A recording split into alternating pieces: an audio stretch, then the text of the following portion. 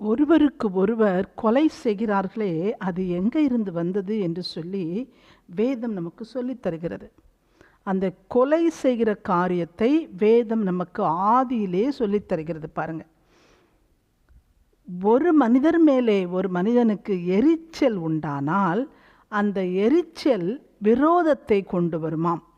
அந்த எரிச்சலும் விரோதமும் சேர்ந்த உடனே அவனை எப்படியாயிலும் கொலை செய்து விட வேண்டும் என்று சொல்லி திட்டம் வருகிற மனதில் திட்டம் தீட்டி அவனை கொலை செய்து விடுகிறான் என்று சொல்லி வேதம் சொல்கிறது. ஆதியாகமத்தில் 4ஆம் அதிகாரம் 5, 6, 8 வாசிக்கும் போது காயின் ஆபேல் காரியத்திலே காயினுக்கு ஆபேல் மேலே முதலாவது எரிச்சல் வந்ததாம்.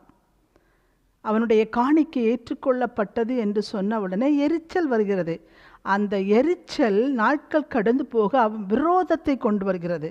எரிச்சலும் விரோதமும் இணைந்து கொலை செய்யும்படியாக அவனுடைய உள்ளம் தூண்டப்படுகிறதை நம்ம பார்க்கிறோம்.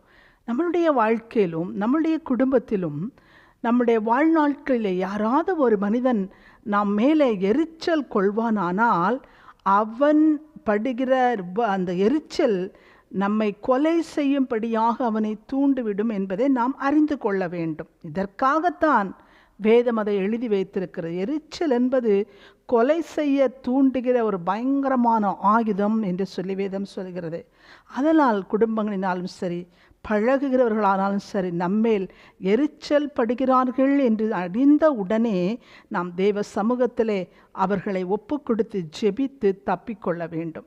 இதற்காகத்தான் இந்த கொலை செய்கிற காரியம், முதலாவது உலகத்திலே கொலை என்பது நடந்த ஒரு காரியத்தை வேதம் நமக்கு அழகாக எடுத்து சொல்கிறது. பாருங்க, வேதத்திலே சொல்லாத ரகசியம் எதுவுமே இல்லை.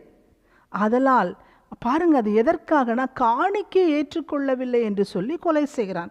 ஆனால் இந்நாட்களில் எவ்வளோ கொலைகள் நடக்கிறது. அந்த எல்லா கொலைகளுக்கும் காரணம் எரிச்சல்.